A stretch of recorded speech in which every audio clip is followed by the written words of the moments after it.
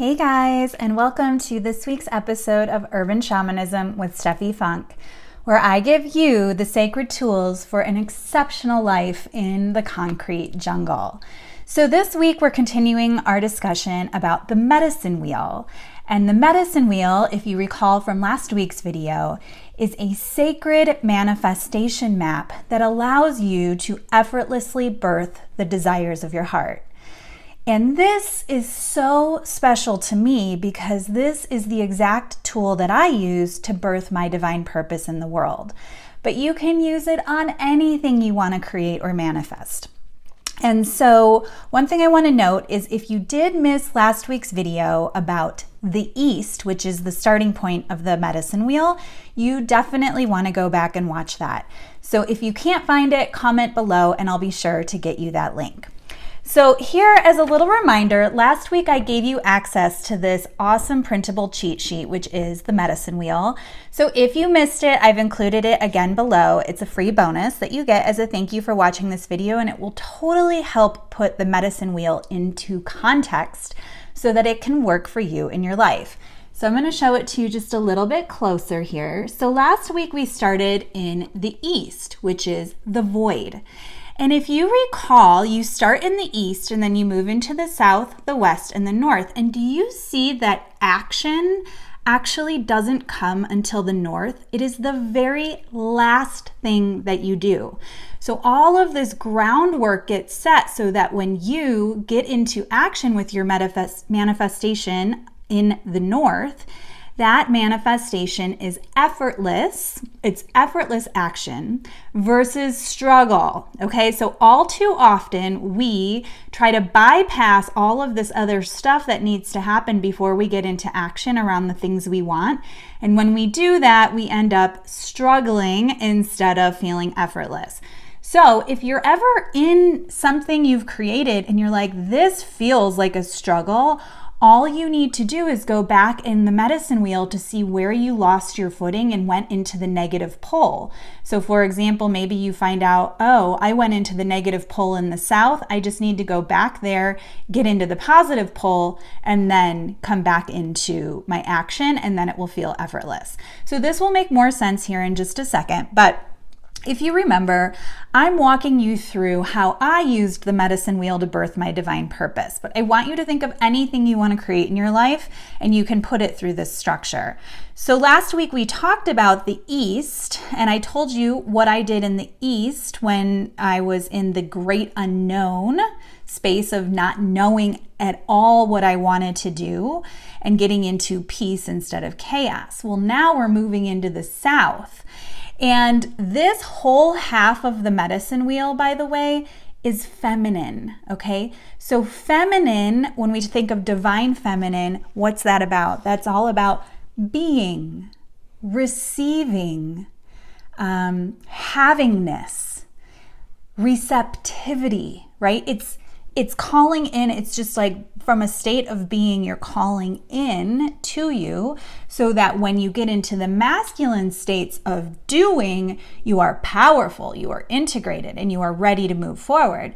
So this is so important, but you'll notice over here, very little action is actually required. This is much more of a being state. So again, watch the East if you haven't, because that's going to really give you framework for moving into the South. But we're in the South now. And this is such a perfect week for it. Tomorrow is Thanksgiving, and you'll see why it's so perfect that we're in the South this week. And so the South is all about container. Now, what does container mean in the context of birthing your manifestation? It means creating the perfect womb in which your seedling can grow. Okay, so for example, in the East is the womb, it's the great unknown, it's the void. Well, here in the South, your seedling is getting planted. There's a crazy divine idea that's getting planted here, and the South is all about how you're nurturing it. So the container, think of the container you put your little seedling in, the little pot or whatever. It can't be too big and it can't be too small, right? Now, you'll notice that the negative pole of container is trap. So if you set your container too tight or without enough structure, which I'll explain in a second, you feel trapped by the thing you manifest. Has this ever happened to anybody? It has totally happened to me, right? Where I manifest the thing that I thought that I always wanted, I get into it and I'm like, this sucks. I feel stuck. Get me out of this. Well, if that's happened to you, that's because you lost your footing here in the South. So if you lay your groundwork early, sorry, I had too much coffee this morning. I feel like I probably need some food. Very South, right? South is all about like self-care, nurturing oneself. So again, creating like those structures, those boundaries, that really solid container for the seed to then be able to grow. So here in the South, some things that I did when it was time to manifest my divine purpose in the South was a daily practice where I cultivated the feelings that I got in the East. So like in the East, I started thinking about, okay, what do I want my divine purpose to make me feel like? I want it to make me feel free and joyful and abundant and meaningful and purposeful. And that all became this sort of like energetic felt sense that I was programming the quantum field with. Well, now here in the South, I am going to create the container to sit with that juicy feeling for a few moments each morning so that I can allow the universe to deliver me an exact energetic match. But I'm going to create the container to do that every day. So the South is also about gentle self-discipline and like the structures that allow you to be powerful. So this might be eating a good breakfast with protein every morning. This might be drinking enough water, getting enough sleep, all those self-care structures that are really important so that by the time you get into the North, you're not feeling struggly, you're feeling integrated, you're feeling solid, stable, whole. And so for example, in the South is where you might want to make a vision board. The South is also all about creativity. So for example, for me, my vision board in the South that I created had a picture of a beautiful retreat center on it. It had a picture of this girl working on her computer in a cafe. You know, so I totally started seeing like, okay, what are these elements of my divine purpose, right? Like I want to be blogging in a cafe and I want to be taking people on divine purpose retreats. And I put the, amount of money that would make me feel absolutely free on the vision board and all these different things. So that I sat, and remember, the point of a vision board is not just to make a vision board. It's to actually look at it each morning and purposefully generate that felt sense that you want your manifestation to give you. So like when I looked at my vision board every day in the South, I felt it. I felt exactly how I wanted to feel once my manifestation was made real. And that's so beautiful because you start giving yourself the feeling, which is all you really want anyway, before even the thing comes. And so oh my gosh, so much gratitude would come in here, like expectancy and satisfaction. And just like this like really beautiful trust, like this is coming. And so when I already gave myself those feelings here, double bonus. One, I'm already getting the benefit of the manifestation because I'm already feeling good. Two, I am intentionally cultivating that felt sense every day, which, as we know from the law of attraction, is going to bring me an exact energetic match to that thing I want. I still don't know the what, I still don't know the how, but I'm really intentional about cultivating that container for that to come through, right? And for that to be supported. I'm also here in the South starting to call in support, like maybe sharing that I have a desire for my divine purpose with a few close friends that I know can support me in that instead of tear me down or say that'll never work. I'm enrolling my husband to help me with whatever needs to happen so that once I birth this thing into the world, I feel very supported, both emotionally and logistically, like, what's happening in our household to make room for this. This is also where you're creating the space for the divine idea to come through. So again, creativity, doing things that are creative here is going to really get you into the right brain, which is that gorgeous sort of fertile ground. Remember, this is all feminine, right? So you're like receiving the seed here. So it's like that fertile ground to receive divine insight. Let's see what else. Oh, here's also where you're like being very mindful with energy leaks.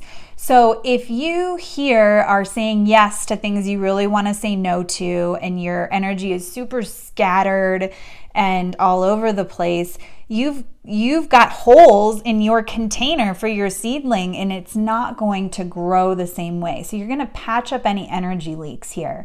So for me, this was, I started saying no to the things I wanted to say no to create the space in my life, that, you know, that really receptive space for the action, which is the next phase of the medicine wheel.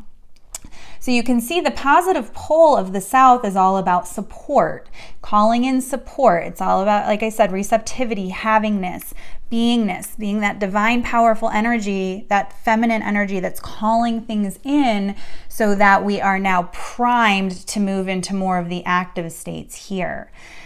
So your inner shaman practice for the week is to start to think about something you want to manifest in your life and orient yourself in the medicine wheel as to where you are. You're probably somewhere in the east or the south.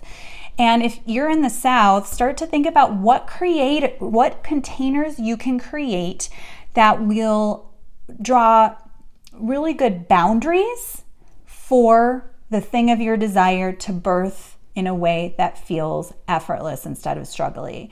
And make sure that your container is neither too loose or too tight. And think about things like self-care. Who are you calling in to help you in this phase so that you're not doing it all yourself? The universe wants to help you, and so often we think, I have to do this all myself, and that's just not true. So really start to get creative here around what can you call in. Another thing you can do, in addition to making a vision board and concentrating on that every morning to start to really cultivate the felt sense, is to, it just went away, oh, it came back. Start to think about your allies here. So your physical allies, like people in the world who want to help you, and structures you can create like in your calendar, and, you know, timelines and boundaries and where you want to put your attention. But also start to call in divine allies here. Spirit guides, angels, ascended masters, light beings. And my personal favorite are animal allies, right? So spirit animals, power animals, totem animals, or things from nature like elementals, like the sun, the moon, the stars. For example, today is a new moon. This is a perfect time to plant your seedling. Write out all of what you want it to give you and plant it, literally plant it in the ground somewhere, and maybe lay a beautiful stone on top of it in the energy of this new moon. For me, spider has been coming up for me lately a lot. I did a beautiful meditation with spider energy this morning, and I started to journal all that she's really bringing in for me now. Spider is like the ultimate South spirit animal, because she's all about patience. She builds her web, and she just kind of like waits patiently in her web to receive her nourishment, right? And so, spider was such a powerful one for me to call in today. So start to call in your allies, like who wants to show up and help you here. And if you don't know who that is, start to ask them to show up. Start to ask for divine signs and synchronicities. So this is all of that space where you receive that. Okay, well, I look forward to hearing from you below. So as you implement your inner shaman practice this week, maybe do a vision board, start to call in some allies, be very intentional about your space in the morning, and think about what you can say yes to that lights you up, what you can say no to that doesn't, and what kind of self-care measures will be really powerful for you to create this container, and anything else you want to call in here that's a support type thing. And then comment below and let me know how this feels for you when you begin to think of yourself in this way, as being very integrated and supported before you get into action. Can't wait to hear from you, and look forward to seeing you next week when we get into the West, where some of the more outward action finally begins. Happy Thanksgiving. I will see you then. Oh, don't forget to download this below.